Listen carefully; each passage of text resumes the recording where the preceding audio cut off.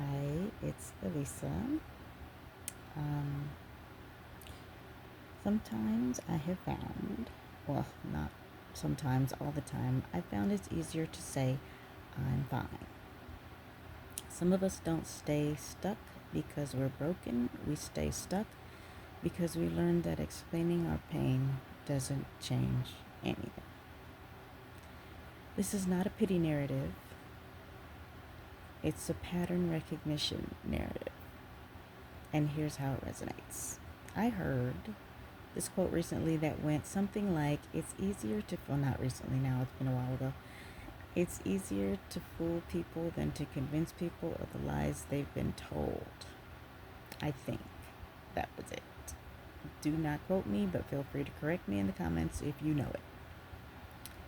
The first thing that popped into my mind from my point of view was, it's easier to fool people than to convince them of the truth they never see.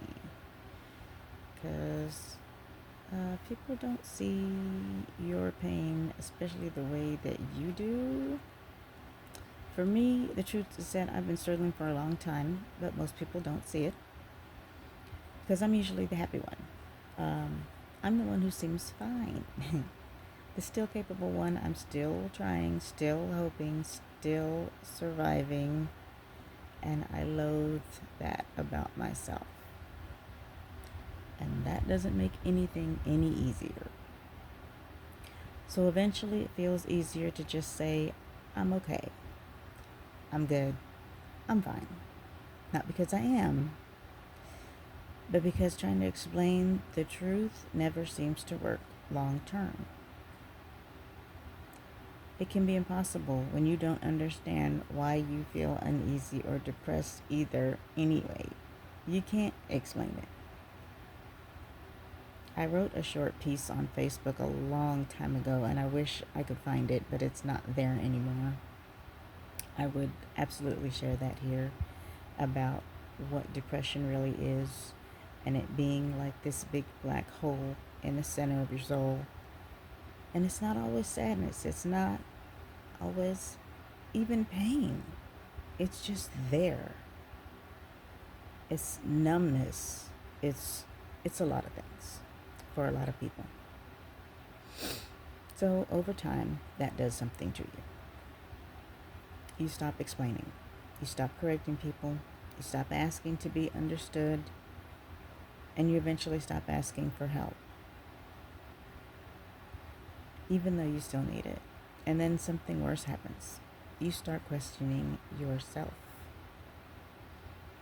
You think, if no one sees it, maybe it's not real. Or if they don't believe me, maybe I'm wrong. Or I should just push through. And of course, I've even had the occasional, just cheer up, move on, get over it. And I used to survive by that, get over it. I had a little plush pillow that said, deal with it. And I lived by it for a long time. But that wears on you, and it wears you out. You can't always ignore it. You can't always ignore it and move forward and push through and go on. It's not that easy. And that's not healing. That's surviving quietly, painfully, one more day. And I think a lot of us live there. Not because we want to, but because convincing people is exhausting, and being misunderstood hurts more than being silent.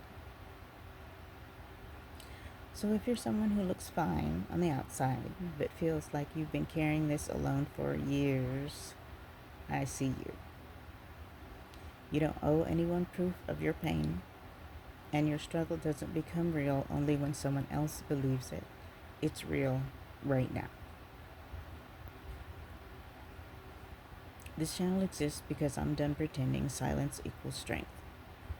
And if you're here, maybe you are too. I was recently reminded how universal this is, how different people, different lives still end up learning the same survival language.